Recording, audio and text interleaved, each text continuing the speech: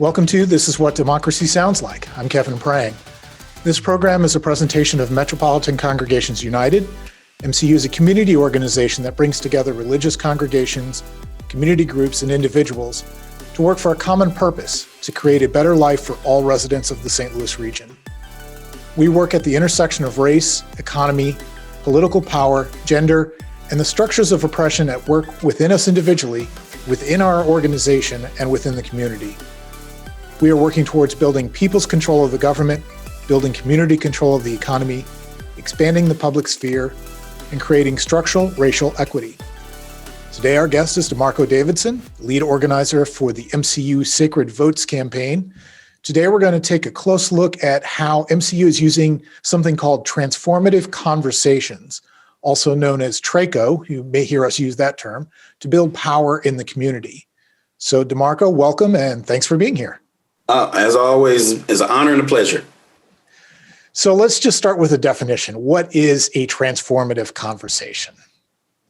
Yes, so I like to say that a transformative conversation is a mix between having a one-on-one with somebody and a listening campaign or a deep listening strategy. When I say a one-on-one, it's an intentional relationship building listening campaign. So there's a lot to say. So we just say transformative conversation. And I also like to think of it as a way to reveal what people might be thinking or to get them to think about things that they've never thought about. And if I had to say, if there is an ultimate goal of a transformative conversation, it is to hear people say, wow, I've never thought about that. Or wow, somebody has never asked me that question before. And now that you've asked me that, you got me thinking.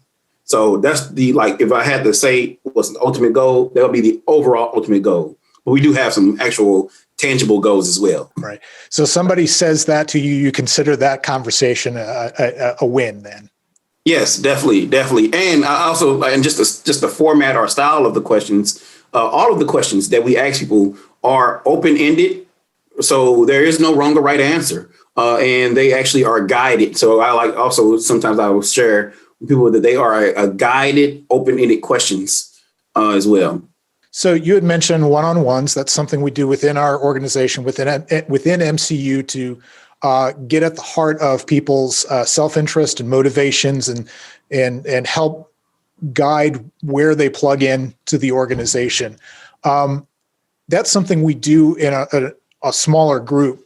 Who are we talking to in these transformative conversations? How many people are we looking to talk to? Yes, so great question.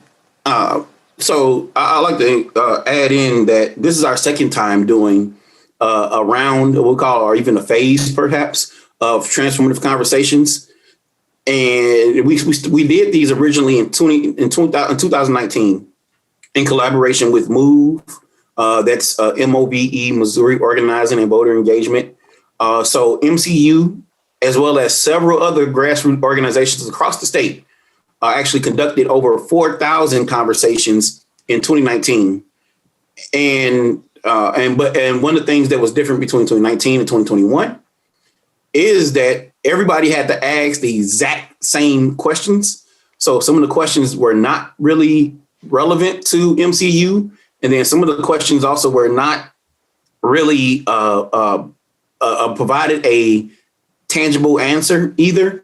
And just how the format was. And they were attempting to use certain questions that had worked well in other states. Missouri is a little different. So with that being said, in this time around, I'm not sure of the ultimate goal. I don't know if it's another 4,000 perhaps. But in 2019, and even now in 2021, MCU is responsible for conversing with at least 400 people. And this go around, we actually are focusing on what we call the break the pipeline zip codes, or BTP zip codes for short. There's a lot of, sorry for all the jargon, and for those who are not familiar with break the pipeline, that is short for also breaking the school to prison pipeline. And when we say a break the pipeline zip code, we are referring to zip codes that have a high juvenile detention referral rate. So every year, the prisons and the jails and the juvenile detention centers across the state, across the country, release information of like where are these kids coming from. So every year we take a look at what are the zip codes where there's a huge amount of juvenile detention referrals coming out of. Where are these kids coming from? So some of the areas we always try to pick at least the top 5 in St. Louis County and St. Louis City. Some of them actually mix. For example, the 63136 actually has people who live in both the city and the county. But the 63136, for example, is one of the main zip codes we focusing on this go around that we didn't have the same focus in 2019. We do now in 2021. Again, this is more of a listening campaign. This is not talking to people to convince them or persuade at this point. Right? Yeah, that's correct. I'm sorry. And that's another huge difference. And similar to how the difference in just a regular campaign, a regular door knocking campaign versus integrated voter engagement, where we are, where most typical campaigns just say, will you vote for this? Yes or no. Do we have your support? Yes or no. Are you leaning towards candidate A or candidate B? Things like that's a regular campaign. But as we talk about integrated voter engagement, we talk about being engaged with voters all year around, whether we have in a campaign or not, or whether we are whether there's an election or not. With the Transformative Conversations, we are actually engaging people. And here's another great thing too that we are doing different than 2019. In 2019, we only focused on people who were in our voter access network and the which is also known as the VAN. But the voter access network normally favors people who also have house phones. And and statistics show that people who still have house phones are normally 50 years and wiser. And therefore, we were missing out on people who may not have a house phone, who may just only have a cell phone, or just may live from place to place from year to year, but they still may be politically engaged. We also are missing out on people who are not voters, who might have been disenfranchised, and especially even thinking of those who might not be able to vote. So therefore, we are taking a different approach. While we do have lists of people who did conversations with us in 2019, all 400 of them, we do plan on reaching out to them if we can catch up to them, and we pray that they are healthy and safe after COVID, after last year. And that's been something that we definitely check in with those who are doing these, because it was a nice amount of people who no longer here with us, so it's really challenging. But for those who might be, we'll reach out to them, but then also just reaching out to people who are in our immediate influence, in our circles, and our friends and our families as well. So immediate people in our friends and family, and in our congregations as well. So why are we having these conversations now? What's important about 2021? And it sounds like there are a couple of different goals that sort of relate to each other. One, we're looking for information. So what are we looking for? And then two, we're also trying to motivate and talk about how those relate to each other. Yes. So originally in 2019, MOVE and all the other grassroots organizations in Missouri, we did these to see if there were any common places where people like related to, and maybe see what some of the differences might have been. And it was overall it was decent. But what we're focusing on now in 2021 is we are specifically looking to hear how people in St. Louis City and St. Louis County have to see where their understanding is when it comes to their personal ability to make changes, and or hold people accountable who do have the ability to make changes that they want to see in their community, in their region, but then also in the state. And if I could, share briefly, one of the first questions is, would you like to see change in the next 2 years in your community? So we actually are being specific with the hopes that we have enough responses from people to get a good enough understanding of what issues to cut, what programs should we be working towards, what voting initiatives should we be pushing, or should we be working to organize with other groups to bring to St. Louis City and St. Louis County. So it sounds like we want to make sure any issues we're working on are actually what people are interested in. It's sort of taking the pulse of the public then. Exactly. So not, and here's the thing too, right? Is so, because I definitely agree. Like, we want to take the pulse, right? But then we want that pulse either to like to raise that pulse up, to get people to take action. And so after we ask the question, what would you like to see changing in the next 2 years? We immediately ask the question, how realistic do you think that change can happen? Right? Because it's often we've done these type of campaigns and listening campaigns. We'll ask people, what do you like to see different? But we rarely ask, do you think that's realistic? Do you think it's possible? Because the people who say, oh yeah, I want to see changes, but I don't think it's possible. The chances of them joining any organization or the chances of them taking any action is close to none. It's very close to none. But then when people say, oh yeah, it's possible, I think it's possible. And then we immediately ask question number 3. Like, these are questions number 1, 2, and 3. We immediately ask, who do you think is responsible for that change? And that creates an entirely different conversation, because oftentimes people say, oh yeah, like a lot of times we've heard, and we've already started doing these. We already got over 100 of them done, right?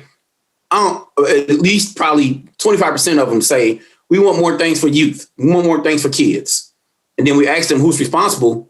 We get blank stares. We get blank faces. We get I don't knows. So everybody wants something for children. Everybody wants more stuff for kids, but don't nobody know who to hold accountable or to how to even make that change happen.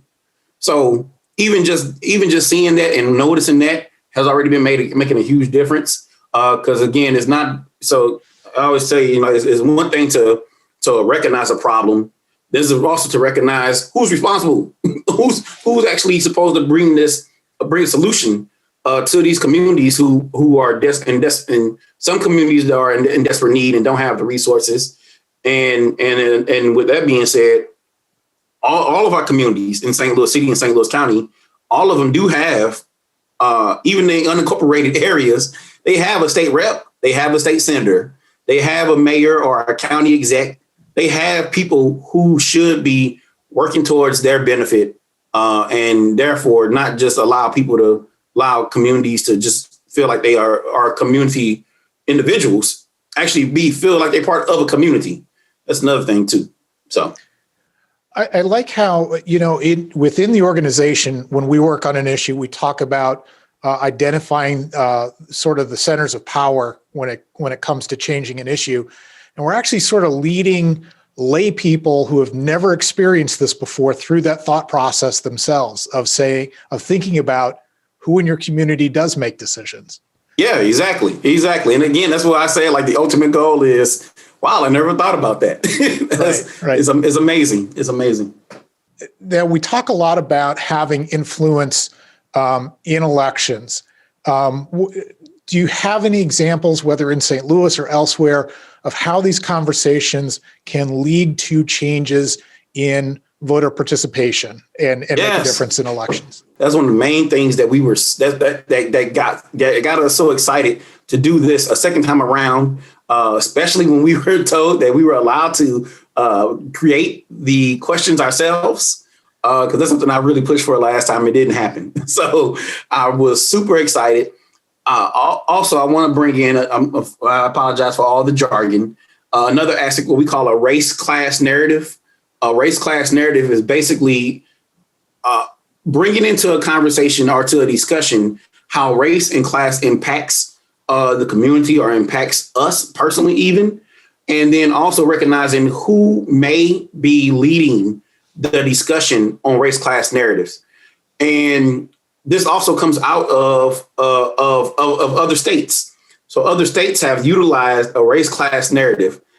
I specifically focused on 3 particular states that have already been doing similar transformative conversations. And those 3 states are Pennsylvania, Wisconsin, and Georgia. Now, probably Wisconsin is probably the most closest to how Missouri operates. But when we looked at Pennsylvania, Wisconsin, and Georgia from the most recent presidential election, we can see how these conversations that have been happening over time has led up to different people or enough people, enough voters to be aware of the center of influences, the center of power, those who actually have a power, and those who can actually be held accountable as well. So to even be able to elect leaders who can be held accountable. So we've seen those things happen over time, and we truly believe that Missouri could possibly. Again, it's not about flipping a state, because this is when I know a lot of people was like, oh, we can flip a state like Missouri. Like, Missouri is definitely still different than especially different than Georgia, like really different. But like Pennsylvania, Wisconsin, 2 states that actually have a similar state government. Like, what can we do differently, and how can we get people engaged and informed to, when it's all said and done, to simply focus on voting towards their self-interest and not just because of a political party. Okay, great. And I find that a very hopeful attitude to have, because there are days when it seems like everything's against us, and reminding ourselves that we have the ability to analyze it and we have the ability to advocate is a very hopeful message. Definitely. And again, because we were actually able to create our own questions this time, I hope I'm not jumping ahead, right? But I really do want people to get involved. I really do want people to get engaged. And although somebody may not live in one of the zip codes, we are asking people who are pastors, who are clergy, who are lay leaders, to still have these conversations internally. And we have a whole, electronic process where we can get the answers and things like that. It'd be a Google form, we can walk through the system and process with people. That's no problem. But we want people, because even one of the things we're finding out is people who are asking these questions to their loved ones, people who are asking these questions to people who live with them. They are even saying, wow, I've never thought of that. And even some of us who are organizers are asking our significant others, and we're surprised that even some of our significant others don't have the same hope that we have for doing the work that we're doing, So it was like, wait a minute, do you believe in what I'm doing? Like, it's causing us to have those discussions, which is overall it's healthy. Like, it's a healthy tension. It's a healthy tension. The very last question, I talked about the very first question. Like, it's like at least like 20 something questions, but the very last question, we really do focus on Missouri voters and how the power of Missouri voters. We literally state how Missouri voters in 2018 passed democracy reform, not state legislators, not the governor. It was Missouri voters passed democracy reform, passed increase in minimum wage, defeated right to work, allowed medical marijuana. Then also in 2020, Missouri voters, again, not state legislators, not the governor, but Missouri voters passed Medicaid expansion. And at the same time, Missouri voters also voted for a particular politician who was not in favor of any of those. So then we ask, what do you want to be able to vote on in 2021 and 2022? As a Missouri voter, what do you want to vote on? Because we are showing and displaying people like we got the power to do what we want, to bring about what we want, whether or not we vote for people who are not in the favor of these issues. And to me, that is the ultimate transformation, literally, of somebody saying, I want to see changes, to now, oh, we actually do have the power to make these changes. So knowing that now, what do we want to vote on? Like, what is like, so yeah, so that's what that's what gets me excited about these type of about transformative conversations. Okay, great. And so what other kind of differences can a motivated and organized citizens make in between elections? I guess specifically in between the big elections. But if you get somebody coming away from one of these conversations with that aha moment, there's more that I can do than I realize. What kind of? Yes, excellent. Yeah. So that's an excellent question, because what we did find out in 2019. In 2019, we did find out that it really comes down to people's political diet. And when I say political diet, I mean, what are they listening to? Where are they getting their information from? Where are they getting their talking points, right? Because again, a lot of people claim they don't like to talk politics. And that's even something that I don't want to go off on a tangent. But when we're talking about politics, we have to be mindful that everybody may not even have the same definition. So I always encourage people to develop a definition for themselves, so we can actually have conversations and discussions. And with that being said, in between elections, we should be having discussions and conversations with our loved ones, with people and people in our immediate community, to actually ask, what changes are we asking? What changes do we want to see? And what are the criteria, or what are we looking for in candidates? Again, that's one of the reasons why we asked the question, or how Missouri voters did all this. But we elected a U.S. senator who was against all of these. Like, we elected somebody who was against all of these efforts. What is that about? Why are we doing that?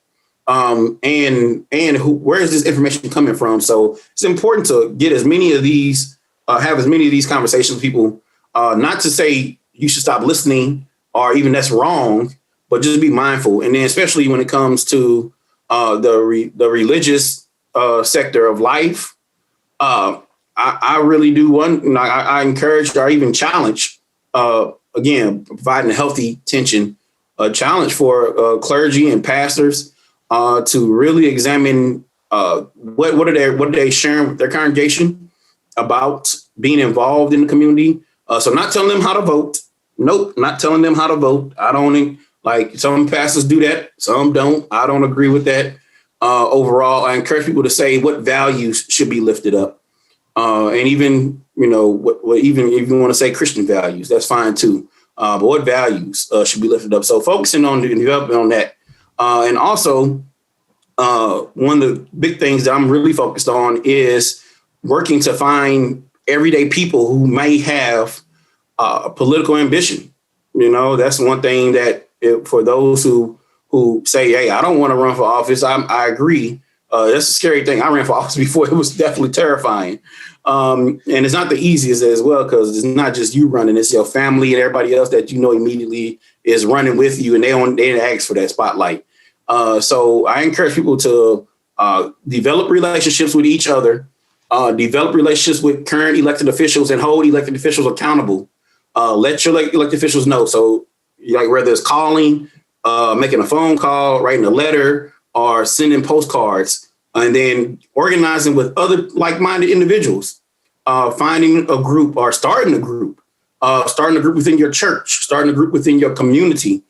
Figure out what do you all want as an organization or as a collective, and make those demands, develop those demands for elected officials and hold them accountable. And I guess the other important thing is even the non-important or the non-attention grabbing elections are just as important. So extremely. School board, county council, all of those types of things. I am a firm believer that local elections matter more than the presidential election.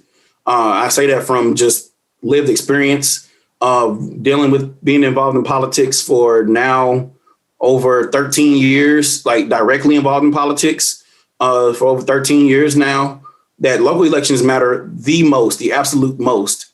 And even case in point within St. Louis City, St. Louis City voters agreed that they wanted to utilize approval voting in the next citywide election. and in the automatic races. We've already seen the two candidates that emerged from the St. Louis City primary, the nonpartisan St. Louis City primary. The two candidates that emerged were two candidates that are seen as progressive, and not progressive as in super radical progressives. They are progressive compared to the other people that were on the ballot. It says that we as a city, as St. Louis City, we actually desire candidates who actually are more focused on progressing us forward and not trying to maintain or conserve. We're not trying to conserve where we are, because where we are, we're not happy with where we are. We want to progress. To me, approval voting is one of the great examples of a local matter that was extremely important, and how it showed up in St. Louis City just a few weeks ago. And now we can honestly say whoever is elected to be the next mayor of St. Louis City will probably be the most progressive mayor that St. Louis City has ever had in the history of St. Louis City. One thing about approval voting, when people ask me to explain it, I share them, approve of who you think can do the job. And what approval voting also does, it says no to. So while it said, like, again, it's not just them being male candidates that said no to no men, no. It was like, no, we don't desire to conserve the systems that are in place. We are saying yes to those who are ready to make the systems more people-oriented, more people-friendly, more family-friendly, to work towards making St. Louis better. And out of the two candidates, these are probably the two candidates who will be more likely to work with St. Louis County to really develop regional strategies and plans to bring the different things that people desire in their lives and in their communities. Okay, great. So with the Traco Conversations, we're recording this in March of 2021. The pandemic is still in effect. Social distancing is still happening. So how are the conversations going to happen? What's our strategy for that? Yes. So one of the great things that we are doing, again, is a little different. Again, 2019, we had people knocking on doors, canvassing, and basically talking to strangers. It was really a lot of, as we say in the world of business, cold market. But this time around, we're asking people to do what we call, again, in the business world, a warm market. So we've actually, when people come on board and they say, hey, I'm interested in doing Transformative Conversations, we literally ask people to make a list. We ask people to make a list of 5 people that are friends and family members who live in St. Louis City or St. Louis County. And then we ask them to make a list of 5 people who they would like to talk or ask these same questions to in their congregation or their organization. And therefore, one person can actually then have 10 conversations. And by that time, if they are after doing that, we actually do have a piece in the Transformative Conversation. We do ask people, who else should I talk to in the community, or who else should I talk to in your community? Who else would you like me to talk to? So it does have a piece that's kind of again, and we'll call in the business world a lead generator. But what we like to say in the world of organizing, another way to connect with another neighbor. And that's what I'm excited about. So people have been having these conversations, again, starting out their friends and family, people in their home, people in their community, in their immediate community. But then they start having conversations with people in their church. And again, none of the conversations are heavy on the politics. We know that everybody has a different palette for politics. So we really do try to focus on what are people's thoughts, feelings, and their opinions on particular matters and issues, on who's responsible for actually making changes happen that they want to see. So I always let people know, first step, get involved and have a Transformative Conversation done with you first. That's number one. So if somebody wants to hear the questions, actually answer them. Like I help people with that. I do them with the people. So that's number one. And then number two, actually ask at least 10 people the questions. And from there, people usually get a good sense of how to ask the questions. And they develop the skill of asking open-ended questions that are not combative. And I think that's another great thing about the Transformative Conversations, is that it develops the skill because I'm gonna keep it real here, Kevin. A lot of people ask us, how do I talk to my cousins who think like this? How do I talk to my cousins who think like that, or who vote for that person, or who vote for that? Like, how do I talk to them? And majority of the time, people want to try to convince people, right? That's what people, a lot of people want. They want to be able to say, you stupid, you dumb, or they want to say, that ain't of God, like whatever they want to say, right? But the important part is the relationship from the conversation. And what statistics show from again, Pennsylvania, Wisconsin, and Georgia has shown is that when people engage somebody and we ask them, how did you come to that understanding? That one simple question, Kevin, makes a world of difference. How did you come to that understanding? And then we also ask people, how do you get your information about community changes? And it's been incredible, the answers we've gotten so far. And a lot of people don't recognize. Some people don't even recognize where they get information from, or where they get their understanding of politics from. Some people don't even recognize it. So again, just bringing it to surface, just bringing things to surface. So it sounds like we're also developing better questioners too. Exactly, better questioners, and I truly hope, Kevin, like this is from the top of my heart. I really do hope that we are able to utilize Transformative Conversations as a way to mend some of the relationships that have been torn apart, whether it's through a campaign, whether it's through an election cycle, whether it's for a different view on the pandemic. There was a lot of, like, not only were we separated physically, like we've been separated and we've been so polarized, and social media, unfortunately, like creates an even wider gap, even more polarization. So with that being said, the way people can do the conversations, they don't have to do them in person. People can just make a phone call and talk to people over the phone.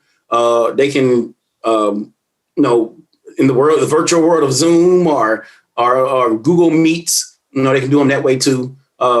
So that way, again, and that's another reason why we say start with five family and friends, and also 5 members in your church or your organization, because even they haven't really, people even within families haven't really talked or conversed about these matters and issues as well. So I think that's always a great thing. And if someone's listening and they're interested in participating, what can they do? Definitely email me, DeMarco at MCUSTL.com. That's DEM as in Mary, ARCO at MCUSTL.com. I will personally assist people and make sure they are properly trained. And especially if you are a pastor or a clergy who's interested, I usually take time and ask the questions to the pastor, and then I ask the pastor who else would he or she or they like to have answer the questions in the congregation, and we go from there. Okay, and for those who and this is one of the great things too. We've asked people these questions, and it's so great to see people like, wow, I really enjoyed this. I want to ask people too, how can I get involved? And again, it's creating that flow of people, creating and expanding the base of MCU as well. Okay. And my final question is, if someone comes to me and does this with me and they're asking me questions, what are some things to keep in mind as these questions are being asked? Any advice? Yes. Yeah. So be honest with yourself. Be brutally honest with yourself.